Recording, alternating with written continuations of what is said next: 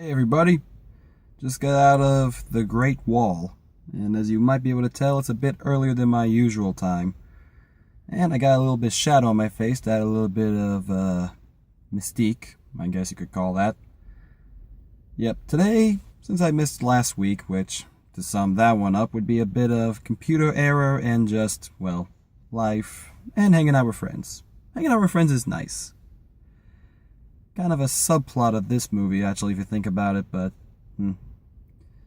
well, stalling long enough, so... Well, John Wick and Lego Batman I would definitely categorize as good movies, must-see movies, really something you might want to own on the shelf. The Great Wall is not one of those movies.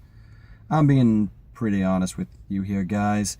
It's a good movie, but not really a good movie. I know it's a little bit weird to hear, but it basically boils down to this. I can't really see a lot bad with this movie. Some cliches, yes, but they're done in a way that you can kind of overlook. You enjoy, you move past, and you kind of get a nice feel for everything. And the good stuff is actually really good. The fight scenes are nice, well shot, no shaky cam. The CGI, up until around, well, really the ending, is pretty good. Honestly, if this was a video game, I'd go out and buy it. It's got a very Dynasty Warriors feel to it. And yes, that is because of the armor, I can say as well. You got the black foot soldiers, you got the red archers, and you got the blue crane ladies who jump off of towers and proceed to stab things. As you do. It's crazy, it's over the top, and it's got a very nice Asian feel to it in the sense that I've seen many foreign films, and this one reminds me of a good deal of them. War of the Arrows comes to mind. Actually, yes, War of the Arrows really comes to mind in this one, especially with some of the cinematography used with the arrows, but that's a topic for another day. It's really, really good to kind of see a movie like this once in a while.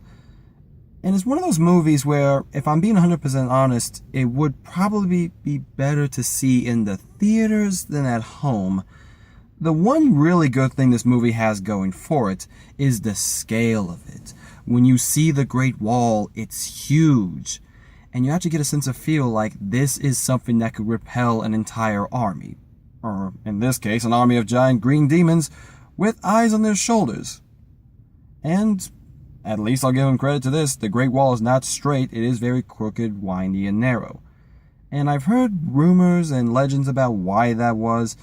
Supposedly this would also stop any yokai or demons or anything like that coming at the wall to stop it from, because apparently yokai can only go in a straight direction. Who knew? But that's one theory, I've heard of many. And this one kind of takes that in a similar sense with how the monsters work. They basically work off of a Zerg mentality. You see an enemy, you charge at the enemy, you eat the enemy, and you rinse and repeat. Well, you charge at the enemy, you eat the enemy, unless that enemy's Matt Damon, at which case, you eat the guy next to him. Yeah, it's tough to talk about this movie without talking the supposed controversy or whitewashing. I put the air quotes around that solely for the sense of how stupid it is, for how stupid people make it out to be. Look, I'll be honest here. If an actor is good for a role, they're good for a role. It should not matter who they are, what gender, what race, any of that stuff. As long as you do a good job, you do a good job. Heck, Michael B. Jordan, for all the effort he put into the Fantastic Four movie, actually tried his hardest and did a really good job with what he had. In the same way Ben Affleck was a great Batman, despite what he had working against him. And that whole story's another can of worms in and of itself, especially with what's going on at DC now. With Ben Affleck trying to leave the role as Batman, losing the directing role for the actual solo movie, and things just getting crazy. But more back to the actual topic at hand, the Great Wall. If I was to actually say go out and watch it, I would say matinee, honestly. And if it's on TV, you'll definitely get some enjoyment out of it. The battle scenes are great, epic. I would say kind of halfway between Helm's Deep, for the Great Wall, and Minas Tirith in terms of size and scale of it. But there is one thing that kinda works against the movie, and I would like it because they actually put in subtitles for it, because most of the Chinese people speak Chinese. It makes sense. And you get that one or two people who could talk English. You take what you can. But sometimes a character can kind of understand what someone is saying when they shouldn't understand what they're saying. Get the same gist of it, most definitely, but it feels very weird. And as time goes on, surprise, surprise, the ones who last the longest seem to be the English-speaking characters. But what are you gonna do? It's easier to listen to a movie than watch it with subtitles. Granted, for someone like me or other people who watch foreign films, this is probably something natural. To the average moviegoer, not so much. Yeah. And that's kind of really the biggest gripe I have with the movie, is that it feels a little bit disjointed. In the beginning, it's really good. It sets up the world, we understand our characters, there's a little bit of play between Matt Damon and his counterparts, who, if I remember correctly, is either Oberyn Martell from Game of Thrones, or is trying to act like Oberyn Martell from Game of Thrones. Theoretically, I could have done a quick wiki search for this, but fresh thoughts, didn't stick around for the credits, mostly because I wanted to get this going and save some space up for our next flick. Yeah, but I mean, that's really all I can say about this movie. It's an average movie. It's nothing really bad, nothing really good. If you go see it, you'll definitely get your money's worth out of it, but don't expect to see this on like a top 10 list, both good or for bad. If you want a movie that's split down the middle good, yeah, you'll enjoy this enough.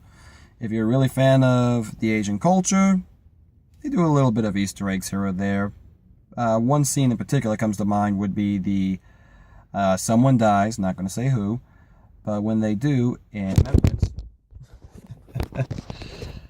Yeah, spoiler alert there on that one. This thing's being held up by a steering wheel, so get a little bit of a blooper in on that one.